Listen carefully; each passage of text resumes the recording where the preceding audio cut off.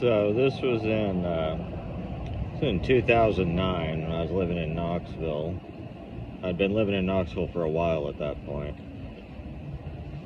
I was living with my buddy John, and him and I were, we had a band. At first we were called Lee Ronaldo Has Silver Wings, which is a name he came up with while drunk. I wasn't even there when that happened. I mean, it's a fine name. I liked it. It was fine. But then eventually we got a bass player and a new drummer, so we decided we had, that basically constituted a whole new band, even though me and John were really the core of the band. But he wanted me to name the band when at that point, and we played a show where we had a contest to like name the band, and we had like a little jar, but all our friends were also like people in bands and were like assholes, so everybody just put like really bad joke names or like veiled insults in some cases, even though like there weren't that many people who were down on us or anything. Like it wasn't a bad scene for like that kind of infighting. I mean, it kind of was, but only if you were an asshole, and we weren't assholes, so everybody did basically like us. Although I guess people thought maybe that we thought we were above all the infighting, because it was just stupid. John was, he was early 40s, so, he was the oldest person in the band and one of the older people in the scene, so he was very much over that whole like infighting between bands. Anyway,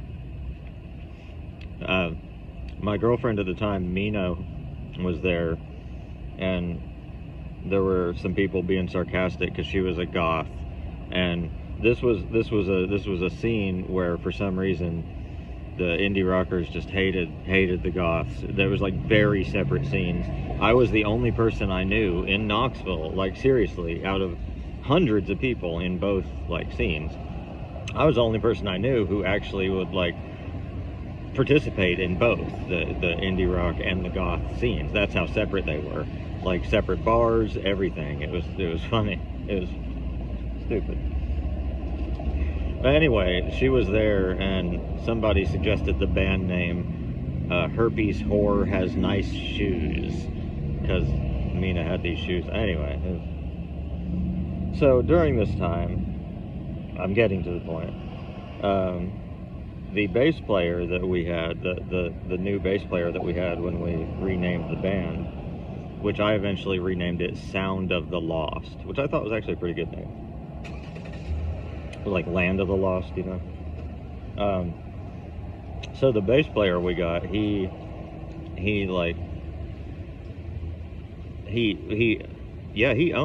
owned an art gallery. I mean, I don't want to be like, this was downtown Knoxville where there were a lot of places that were just a couple of rooms that claimed to be art galleries. This was like fairly decent sized, and he actually got some like exhibits in, some decent like exhibits in, so it's called the Basement Gallery. And he had bands play there a lot too, obviously, because he was in a band. And one night these buddies of ours were playing, and they asked me to open, but John was busy, I guess, or something. Like, for some reason, like the band wasn't going to open. It was just me. It was just like, you want to open, just you. And at the time, one thing I had been into doing, I hadn't done it too much yet, but was just getting, like six pedals, including a loop pedal, like a delay pedal, a chorus pedal, a distortion pedal, and like I say, a little line 6 loop pedal. So, play, so you could like store and play loops.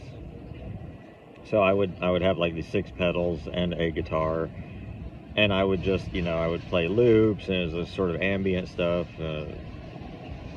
I don't know. You either you know what I'm talking about or you don't, because it's the sort of thing that's like not really that complicated, but it is kind of hard to explain if you don't know, like if you've never heard anyone like doing it, because it's not really like ambient music. It's definitely a lot like more noisy and more rhythmic than that.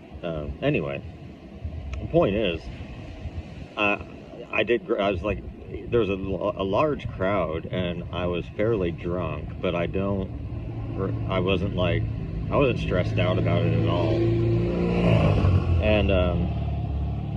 and I did not really prepare for it either. I just felt like, it'll be fine. I'll just, like, I know how to do this. Like, I can make weird noises. Like I'll just jam, and it ended up being like really good. Like, honestly, like, I'm not just saying that,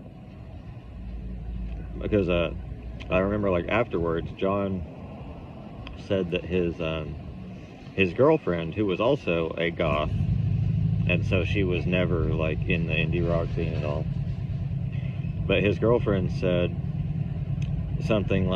She said that she wasn't necessarily into like what I was doing, but that I was so like confident and good at it that she still enjoyed it anyway. Like, even though she didn't like never listen to that kind of like thing before, like the fact that I was just like doing it so confidently was like made it good, which I definitely understand what she was saying, because I definitely acted like I knew what I was doing more than I actually knew what I was doing, which I think is the key to life in a lot of ways. Anyway, the point I'm getting to is that I was drunk, and I had this, it was this great show, but at the end of this great show, what I decided to do, for no reason I can come up with at all, I decided I would end this show where I had done this like really spacey, ambient, like very stony, thing for like 40 minutes, or actually more than that. It was close to an hour. And I decided that I was going to end that by doing a cover of a Neutral Milk Hotel song. And like a drunken, raucous, distorted, loud. So in a way, like, I guess it sort of makes sense, but it also made no sense at all. And when I started doing it, and my phone was in my pocket and was like vibrating, and it was because John was texting me like, "What are you doing? Stop! What are you doing? You're ruining the whole thing." Like, I think maybe I did it because I had built up this perfect mood, and I kind of wanted to just. And it's not that it was like so bad, or that anyone like didn't like that part so much. It was just such a bad idea. It was such a bad idea that it was a good idea.